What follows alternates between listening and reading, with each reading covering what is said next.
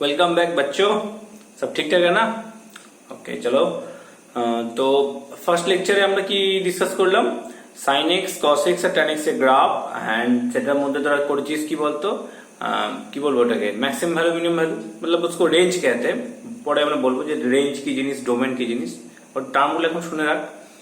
তো maximum value minimum value আমরা শিখেছি, তাই তো? আর রিমেইনিং তিনটে কার পড়েছিলাম আমি নেক্সট লেকচারে করব। সো সেকেন্ড লেকচারটা স্টার্ট করছি এবার। তো ফার্স্ট হচ্ছে সেকেন্ড लेक्चर যে y equal to cosec x। cosec x means sin x से रेसिप्रोकल है ना, मतलब ये तुम्हारा 1 बाई sin x। तेरे कॉमन सेंस बोलते देख, क्योंकि sin x का जितना भी वैल्यूज है वो सब फ्रैक्शनल वैल्यू देखे किस तरह कि 1 और -1 छोड़ के जितना भी वैल्यूज है वो तो फ्रैक्शन আসবে না। যেমন হাফ 1/2 √3/2 ভ্যালুগুলো কি হয়, फ्रैक्शन হচ্ছে না। 1/2 হলো 0.5, फिर 0.866 ऐसा करके आएगा। √3/2 जितने भी वैल्यूज है ये तुम्हारा सब क्या आएगा, फ्रैक्शनल वैल्यू। तो कोई भी फ्रैक्शन को 1 बाई करो तो वैल्यू हमेशा क्या देगा, ग्रेटर देन 1 दे देगा। কেননা sin x এর ভ্যালুটা হচ্ছে ধর 0 থেকে 1 এর ভেতরে, ভেবে দেখ 0 থেকে 1 এর মধ্যে ভ্যালু কি কি থাকে। 0 থেকে 1 এর ভেতরে पॉजिटिव वैल्यू नहीं होती कि जब sin x 0 से 1 के बीच चलेगा तो 1 बाई sin x क्या होगा हमेशा कि 1 से ज्यादा होगा और इनफिनिटी लेस हो जाएगा, 1 से इनफिनिटी तक चला जाएगा। কি করলাম, रेसिप्रोकल করলে এটা 1/0, मतलब अगर रेसिप्रोकल करोगे तो क्या होता है, रेसिप्रोकल करके तुम्हारा इनफिनिटी मतलब 1/0 इनफिनिटी बनेगा और 1/1 1 बनेगा। আর আমরা জানি रेसिप्रोकल করলে इनइक्वेशन কি হয়, চেঞ্ज हो जाएगा। तो लेस देन का ये ग्रेटर देन और ये तुम्हारा ग्रेटर देन इक्वल टू, इसमें इक्वल टू नहीं होगा क्योंकि इनफिनिटी कभी इक्वल नहीं देता हम लोग। तो sin x वैल्यूটা কি চলে এলো 1 by sin x means cosec x। तो cosec x का वैल्यू आ गया तुम्हारा 1 से इनफिनिटी तक। और सिमिलरली जब तुम्हारा 0 से -1 से लेके तुम्हारा sin x का वैल्यू 0 में रहेगा तब क्या होगा, तब तुम्हारा cosec x का वैल्यू क्या आएगा, 0 से लेके इनफिनिटी -1 से लेके -इनफिनिटी, मतलब -इनफिनिटी से लेके -1 तक आएगा, ये तुम्हारा आएगा। हाँ कि नहीं, मतलब sin x का जब रेसिप्रोकल करोगे तो 1 का रेसिप्रोकल -1 देगा और 0 का तुम्हारा देगा इनफिनिटी, है ना। ये तुम्हारा नेगेटिव वैल्यू है, जितना भी नेगेटिव वैल्यूज है, मतलब इधर है तुम्हारा 0 से 1 से लेके sin x का क्या था, पॉजिटिव था, 0 से लेके 1 तक जितना भी वैल्यूज है इसको रेसिप्रोकल करोगे, मतलब হাফ 1/3 1/4 এগুলো যদি রেসিপ্রোকাল করে ভ্যালুগুলো বাড়ছে তো নাকি, হাফটা হয়ে যাচ্ছে 2, 1/3 হয়ে যাচ্ছে 3, 1/4 হয়ে যাচ্ছে 4, ठीक है। এভাবে চলবে 1/100 वो भी sin x का वैल्यू हो सकता है क्योंकि वो 0 से 1 के बीच में रह रहा है, ठीक है ना। तो 1/100 এর রেসিপ্রোকাল করলে কি হবে, 100 সেটা কিন্তু গ্রেটার দেন 0 হচ্ছে, ग्रेटर देन 1 হচ্ছে, सॉरी ग्रेटर देन 1 হচ্ছে और ইনফিনিটি কাছাকাছি যাবে, তাই তো, मतलब 1 से लेके इनफिनिटी तक रहेगा। तो sin x এর ভ্যালুটা কি ছিল, -1 থেকে +1, और cosec का वैल्यू उसके बीच में नहीं रहेगा। -1 থেকে +1 এর মধ্যে কোনোদিন cosec এর ভ্যালু থাকে না, কারণ cosec এর ভ্যালু आइदर ग्रेटर देन 1 হবে और लेसर देन -1। मतलब sin x का जो कर्व था, sin x का वैल्यू ऐसा था तो है ना, sin x का वैल्यू ऐसा था। cosec का क्या होगा, ये तुम्हारा -1 और +1 के बीच नहीं रहेगा, ये ऊपर में रहेगा, ऐसा करके होगा। ये तुम्हारा cosec x का कर्व बनेगा।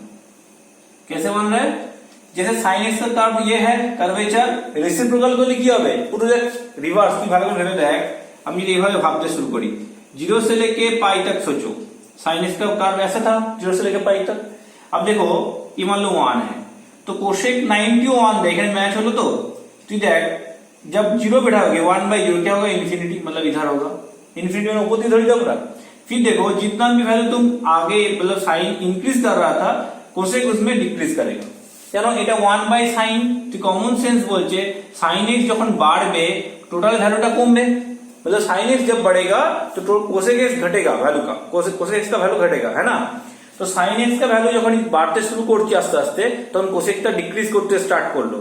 sin যখন ম্যাক্সিমামে রিচ করব তখন cosec মিনিমামে রিচ করলো। क्लियर, ये जो कर्व था उसका रिवर्स कर्व होगा, ये इंक्रीजिंग है वो डिक्रीजिंग, फिर देखो ये डिक्रीज कर रहा है फिर वो इंक्रीज करेगा, ऐसा करके ये तुम्हारा जो हाफ है ना उसका रेसिप्रोकल मतलब ऊपर चला जाएगा, डिक्रीजिंग আছে ওটা इंक्रीजिंग হবে। সিমিলারলি নিচে যে वाला ऐसा करके है वो तुम्हारा ऐसा करके बनेगा। ঠিক হলো, ব্যাপারটা বোঝা যাচ্ছে যে কার্ভেচার গুলো ছিল তার রেসিপ্রোকাল কার্ভেচার আসবে, মাঝখানে পোর্শন বাদ দেবে। এবারে এই তো মাঝখানে সাইন ছিল, তাহলে দেখ কেটে কেটে আসছে কার্ভ গুলো, मतलब ये डिसकंटिन्यूअस कर्व। कहां पे डिसकंटिन्यूअस होगा? जहां साइन एक्स जीरो देगा, क्योंकि साइन एक्स जब जीरो देगा तब कोसेक इन्फिनिटी देता है, अनडिफाइन हो जाता है ना। तो कहां देता है? जीरो में देता है, फिर पाई में देता है, फिर 2 पाई में देता है, क्योंकि मैंने बोला था sine x equal to zero, x equal to n pi होता है ना। तो फिर फ्रेश करके लिखेंगे कोसेक एक्स का कर्व। समझ में आ रहा है? ये साइन एक्स का जितना भी कर्व है उसका रेसिप्रोकल बना दो, मतलब अगर ये अपवर्ड जो है, मतलब ये हाफ ऊपर में है, वो ऊपर में जाएगा इस साइड, जब इंक्रीज वो तुम्हारा डिक्रीज करेगा कोसेक एक्स, और साइन एक्स যেখানে ইনক্রিজ করবে সেখানে কোসেক ডিক্রিজ করবে, সাইন এক্স যেখানে ডিক্রিজ করবে কোসেক সেখানে ইনক্রিজ করবে।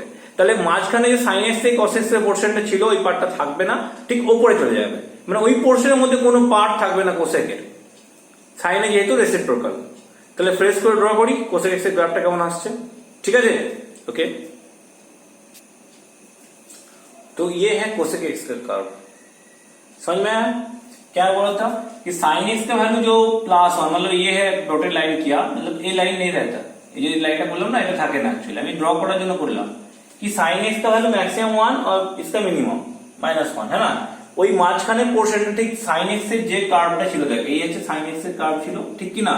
সেটা রেসিপ্রোকালটা হচ্ছে ওপর দিকে রিভার্স। फिर साइन एक्स की ছিল ডিনোমিনেটরের নিচে নাম ছিল, ওটা ডিনোমিনেটরে উল্টে চলে গেল। সিমিলারলি আবার দেখ সাইন এক্স কি ছিল, ইনক্রিজ করছিল, তো এভাবে ওই পার্টটা আবার উপরে চলে গেছে, মানে সাইন এক্স এর যে কার্ভটা ছিল তার রিভার্স কার্ভ ড্র করেছি, ঠিক আছে? লজিক্যালি বুঝতে পারবি দেখ ভালো করে, কোঅর্ডিনেট হিসাবে দেখতে পারবি তুই। देख এইটা পুরোটাই উপরে আছে, मतलब फर्स्ट और सेकंड क्वाड्रेंट दोनों में साइन पॉजिटिव था, कोसेक भी पॉजिटिव था, हाँ तो पॉजिटिव आ गया। फिर देखो नीचे ये तुम्हारा सेकंड थर्ड क्वाड्रेंट, क्योंकि ये तुम्हारा 90 तक है ना, 0 से 90, 90 से पाई, मतलब 180 डिग्री। तो second quadrant obviously sine positive, third fourth negative चलो नीचे चले আসছে। अच्छा, और एक चीज देखो कि साइन एक्स का जो एक बार वैल्यू मीट कर रहा है, साइन और कोसेक कब मीट करता है? इक्वल कब होता है? 1 में, तो 1 और -1 दोनों केसेस में। तो ये तुम्हारा π/2 में मीट करेगा, 3π/2 में मीट करेगा, मतलब ऑड मल्टीपल 90 जितना भी है साइन और कॉस मीट करेगा, है ना। साइन π/2 1, कोसेक π/2 1, फिर साइन 3π/2 -1, कोसेक 3π/2 -1। আর যেগুলো তো সাইন 0 দিচ্ছিল সেগুলো কোসেক আনডিফাইন্ড দিচ্ছে, ওইগুলো হচ্ছে ডটেড লাইন দেওয়া আছে দেখ, क्योंकि साइन 0 में इंफिनिटी देता है, साइन 0 में 0 देता है, तो कोसेक 0 में क्या देगा? 1/0 मतलब इंफिनिटी। फिर साइन पाई में 0 देता है, क्योंकि साइन का जो जनरल वैल्यू है 0 के लिए वो था n पाई, मैंने लिखाया था, ठीक है। Sine theta is equal to 0 क्या कर्व में क्या लिखा था कि n पाई है, जिसमें साइन एक्स हमेशा 0 देता है। तो अगर n पाई में साइन एक्स 0 देगा तो कोसेक एक्स क्या देगा? इंफिनिटी, मतलब कोसेक डज नॉट एग्जिस्ट हो जाएगा उस पॉइंट्स में। तो जितना भी n पाई पॉइंट्स है, मतलब 0 पाई 2 पाई 3 पाई 4 पाई 5 पाई 6 पाई, इधर -पाई -2 पाई -3 पाई, ऐसा करके जितना भी है पाई, हर पाई में साइन 0, इसलिए कोसेक अनडिफाइंड देता है। क्लियर হলো প্রথম কথা। सेकंड কথা, कोसेक এর maximum value minimum value. Cosec एक होता है ये हाइपरबोलिक फंक्शन कहते हैं। हाइपरबोलिक फंक्शन क्या होता है? उसमें 2 पार्ट होता है। हाइपरबोला में 2 हैंड होता है हाइपरबोला का, ठीक है। हाइपरबोलिक कर्व ये देखा है कभी? हाइपरबोलिक कर्व बहुत सारी जगह में है। हाइपरबोलिक कर्व वो जो कूलिंग टावर कभी भी देखोगे, कूलिंग टावर जो पावर प्लांट में होता है वो हाइपरबोलिक शेप का होता है, ऐसा करके, ठीक है। बहुत सारे शेप भी ऐसा करके होता है, ठीक है। तो उसमें एक है कूलिंग टावर, जिसमें क्या 2 हैंड्स होता है हाइपरबोला का। ये तुम्हारा 2 हैंड है, ये हैंड है, नीचे एक हैंड, तो ऐसा करके ये हाइपरबोलिक शेप है ना। तो हाइपरबोला जो शेप होता है उसमें 2 अलग अलग रेंज होता है, इसके लिए एक अलग रेंज, इसके लिए अलग रेंज। जो तुम्हारा ऊपर में है, मतलब ग्रेटर देन 1, उसके लिए क्या दे रहा है कि कोसेक का वैल्यू लीस्ट है 1 और मैक्सिमम इंफिनिटी, मतलब एक केस होगा तुम्हारा 1 से इंफिनिटी तक, है ना। जो पहले वाला बोल रहा था ना कि साइन যখন 0 থেকে, এটা কোন কেসটা দিয়ে দেখ, সাইন যখন পজিটিভ মানে 0 থেকে 1 এর ভিতরে, তার রেসিপ্রোকাল করে দিচ্ছি, তখন কি হচ্ছে 1 থেকে ইনফিনিটি। বুঝা গেল? যে ফার্স্ট কেসটা এখন লেখালাম একটু আগে। और दूसरा एक पार्ट है, इसमें मैक्सिमम वैल्यू है -1, देखो ये जो जितना भी कर्व नीचे है उसका मैक्सिमम -1 और मिनिमम -∞, मतलब उसका पार्ट होगा -∞ से लेके -1 तक, और -1 इंक्लूडेड भी है, इंक्लूडेड ব্র্যাকেট। এটা যারা ইন্টারভাল দেখিস নি একটু দেখে নিবি লেকচারটা, ইন্টারভ্যাল में लिखते हैं, मतलब আমি এটাকে আবার -∞ से নিয়ে আমি cosec x के -1 অবধি এরকম ভাবে লিখবো না, এটাকে একটা ব্র্যাকেট শিখেছিলাম। ब्रैकेट में क्या होता था कि क्लोज्ड इंटरवल, मतलब थर्ड ब्रैकेट जब इक्वल साइन रहेगा तब थर्ड ब्रैकेट, और जब ओनली लेस देन या ग्रेटर देन साइन रहेगा तब फर्स्ट ब्रैकेट। तो मैंने बोले भी थे पहले। तो ये जो सेकेंड हैंड है उसके क्या होगा, -∞ से लेके -1 तक, और जो ऊपर वाला हैंड है उसके तुम्हारा 1 से लेके ∞ तक। तो दो अलग अलग वैल्यू देगा, तो इसका रेंज होगा ऐसा करके, इसका यूनियन, मतलब मैं बोला था ना जब সেট পার্ট পার্ট করে যখন চলে আসে, যখন একসঙ্গে টানা থাকে না তখন দুটো সেট লিখে মাঝখানে ইউনিয়ন করে দিই। तो এইটাই হচ্ছে कोसेक एक्स এর वैल्यू। जो साइन एक्स में क्या होता कंटिन्यूअस फंक्शन था वो डायरेक्ट मैंने लिख दिया, और तुम्हारा कॉस एक्स भी कंटिन्यूअस फंक्शन था डायरेक्ट लिख दिया। tan एक्स क्या डिसकंटिन्यूअस था, लेकिन जितना भी है मतलब -∞ से लेके मैक्सिमम वैल्यू और मिनिमम वैल्यू के बीच में वो तुम्हारा कंटिन्यूअस था। ট্যানটা ছিল না -∞ থেকে +∞ মধ্যে ট্যানটা কাটা ছিল না, কিন্তু আবার ∞ থেকে কাটছিল, পরে আবার -∞ থেকে +∞ যাচ্ছিল, মানে এক একটা পার্টে কিন্তু টানা ভ্যালু দিচ্ছিল, ওই জন্য ওর ভ্যালুটা টানা লিখে দিচ্ছি, -∞ से लेके +∞ तक नहीं लिखा था ना। तो लिख लो tan x का वैल्यू क्या होगा तुम्हारा -∞ से लेके +∞ के बीच रहेगा। अगर मैं भूल गया तो लिख लो एक बार, ठीक है। tan x का वैल्यूটা কি ছিল, একটা ছিল দেখবি গ্রাফটা শিখলাম তো, इस ग्राफ में क्या था, एक था तुम्हारा 0 से ∞ और दूसरा में था -∞ से लेके 0, मतलब अगर टोटल रेंज देखे तो -∞ से लेके +∞ तक, ঠিক তো। তাহলে -∞ থেকে +∞ হচ্ছে tan, ওটা যদি আমি ভুলে গেছিলাম তখন লিখে নেন। और कोसेक का क्या आया, कोसेक का दो वैल्यू देता है, दो सेट्स देता है, एक तुम्हारा -∞ से लेके -1 तक और दूसरा 1 से लेके ∞ तक। तो इसको क्या लिखेंगे कि कोसेक एक्स क्या होगा -1 से लेस और इक्वल, और क्या हो सकता है कोसेक एक्स 1 से ज्यादा। और यहां से क्या बोल सकते हैं कि जैसे साइन एक्स का न्यूमेरिकल वैल्यू था तुम्हारा 1 से लेस, ठीक है, वैसे कोसेक एक्स का numerical value, numerical means sign छोड़ दो, साइन SIGN छोड़ो, मतलब नेगेटिव छोड़ो, तो न्यूमेरिकली जो वैल्यू है वो हमेशा 1 से ज्यादा होगा या इक्वल होगा, ग्रेटर देन और इक्वल्स टू 1 कोसेक एक्स। तो उसको हम डायरेक्ट लिख सकते हैं mod of cosec x should be greater than equals to 1। In case of sine x हम लिख भी सकते थे, नहीं लिखे, modulus of sine x is less than equal to 1। अभी तक मॉड्यूलस के प्रॉपर्टी के बारे में कुछ नहीं बताया, इसलिए मैंने यूज नहीं कर रहा हूं ये वाला, तो लिख लो, बाद में दिखा देंगे कैसा आ रहा है। ওকে, তো যদি এইটুকু পারবি তো এইটুকু মনে রাখ, বা শুধু ইন শর্ট আমি যেটা বলবো সাইন এক্স এ যেরকম সাইন এক্স এর টানা একটা রেঞ্জ পাচ্ছিলাম, কোসেকে কিন্তু টানা পাচ্ছি না, দুটো আলাদা আলাদা পার্ট পাচ্ছি, ঠিক আছে। তার মানে বোঝা গেল কোসেক এক্স -1 থেকে +1 এর ভেতরে কোনোদিন লাই করবে না, বোঝা গেছে তো। এটা হয় 1 এর থেকে গ্রেটার হবে আর ইকুয়াল হতে পারে, 1টা ইকুয়াল নিচ্ছে তার থেকে গ্রেটার, না হলে -1 থেকে লেস বা ইকুয়াল। इन शॉर्ट पढ़े दिलाम, बोझा गেছে। যেমন কোসেকের फॉर्मूला सिमिलरली হচ্ছে सेकेর फॉर्मूला, क्योंकि कोसेक कैसे बना, साइन एक्स का ग्राफ ड्रॉ किया उसका उल्टा कर दिया, যেটা মানে কার্ভেচারটা কি আছে ডাউনওয়ার্ড সেটা আপওয়ার্ড, আপওয়ার্ডটাকে ডাউনওয়ার্ড এরকম চেঞ্জ করেছি। सिमिलरली कोसेक মানে मतलब सेक एक्स को अगर ड्रॉ करना है तो कॉस एक्स का ड्रॉ करो, फिर उसको उल्टा बना दो, हाँ ठीक है, कॉस एक्स से उल्टो कर्व बनिए। तो cos x का कर्व क्या था याद है, cos x का कर्व ऐसा करके था, है ना, ऐसा करके, तो इसको उल्टा हो जाएगा, मतलब এটাকে শিফটিং হবে, এইটা এখানে শিফট হয়ে যাবে।